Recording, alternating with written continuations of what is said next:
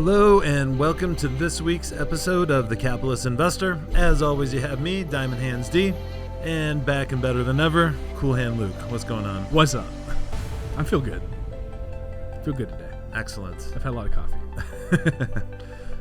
Well, Tony's still on assignment, so we're going to, talk about something that's really kind of been brought to the forefront in the last week or so.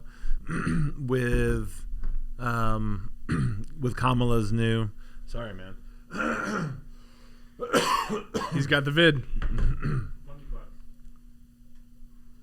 Just start over. Let's just start it all over.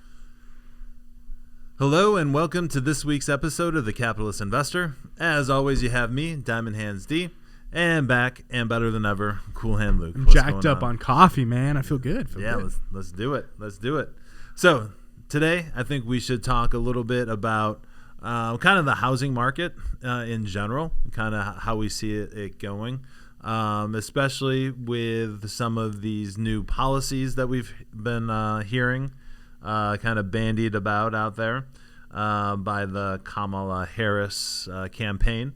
So, some of those things include, I believe it was about $25,000 credit for first generation home buyers, which seems pretty specific, and building affordable housing units, which is a take I haven't heard a lot about, but Luke sure has a take on it, and I think it's very interesting. So yeah, what are your thoughts so far on kind of what we've heard, and where could it lead us?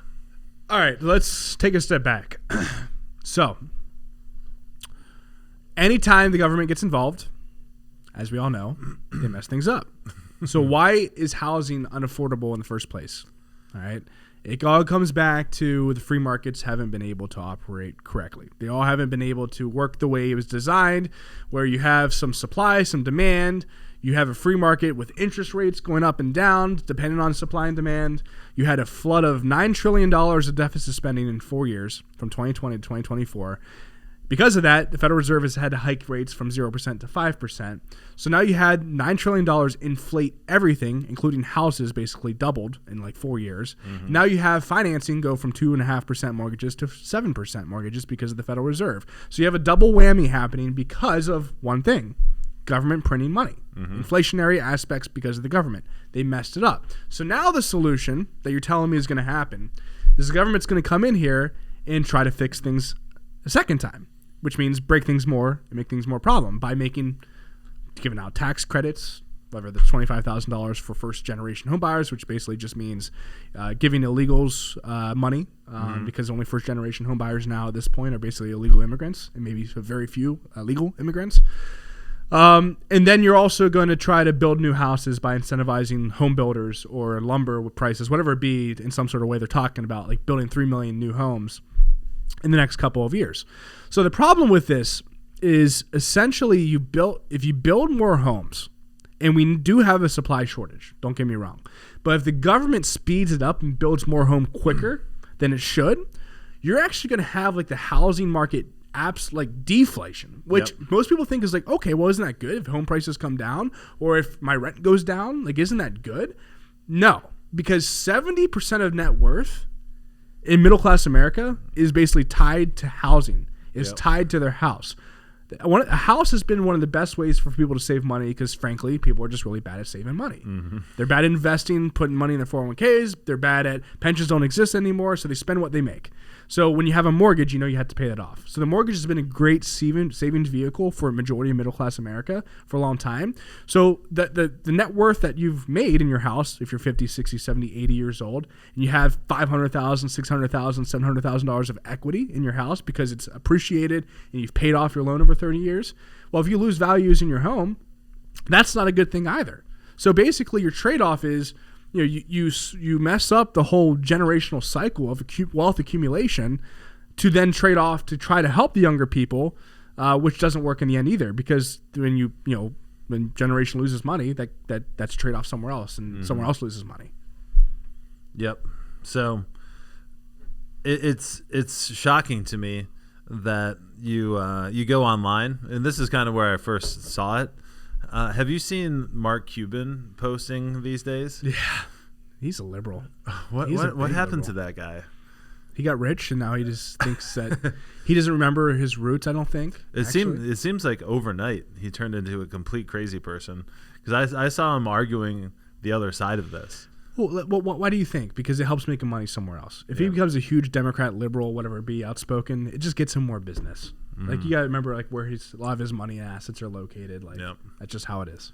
But yeah, so specifically the free quote unquote $25,000 for whoever gets that, right? Just giving that money away, like Luke just described, is going to mess up the free enterprise system, where the free markets can't operate with things like that going on.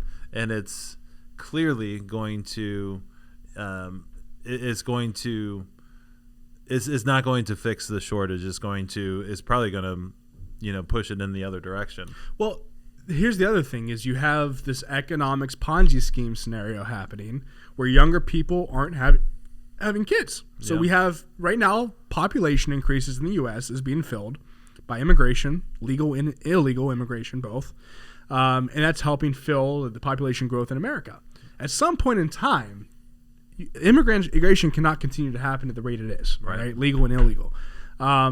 If you aren't having kids in the country you're born, then eventually the population does decline, okay? So if you build all these homes, okay, and you don't have enough heads to necessarily fill the homes, then the Ponzi scheme doesn't work anymore, okay? So you could say, oh, that's a good thing again because houses are going to come down. There's more houses than we need that should be pretty cheap to live, okay.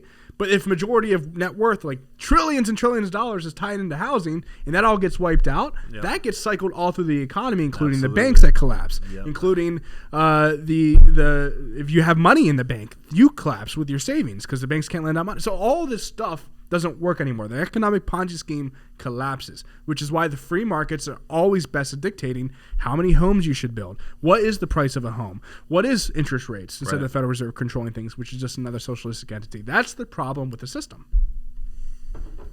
You said it right there. I don't even know what else to say. That's exactly what's going to happen. So hopefully these hopefully going through puberty again? Cracking your voice? Hopefully these policies don't come to fruition, but we're in a very strange place where we just can't point out things that are dumb. I guess the one side is always going to argue that something is good even if it's not. And for us, we're trying not to be in the political space. We're trying to be more in the market and economic space. But when these proposals are put out there, we have to comment on the absurdity of some of them. And I guess it's kind of political silly season right now. They're just spouting off and seeing what sticks. But yeah, I'm not saying I'm right about I'm not right about a lot of things. All right, I'm not the smartest guy in the room. I never will admit that. I have the Socrates way of thinking. I admit I know nothing, therefore I know more. I ask more questions than anything. But my question is, do people in society not just take a step back and think about what are the repercussions? What are the cause and effect? Mm-hmm. What is 5 or 6 layers deep of this policy or this thing they're talking about actually going to do? Does no one really think 5, 6 steps deep? That's what I've started to realize is no one does is in depth. Mm-hmm. Very few actually take a step back and be like, even one layer past the immediate, results. Yeah. I think people just need to get more philosophical. Just take a step back and think about things a little bit more. Just sit down and instead of watching TV and getting told things, like think for yourself and turn on your brain instead of turn on the TV. Yep, absolutely.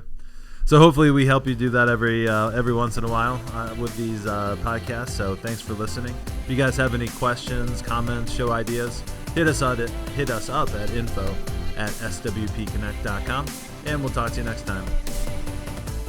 The opinions expressed in the podcast are for general informational purposes only and are not intended to provide specific advice or recommendations for any investment, legal, financial, or tax strategy. It is only intended to provide education about the financial industry. Please consult a qualified professional about your individual needs.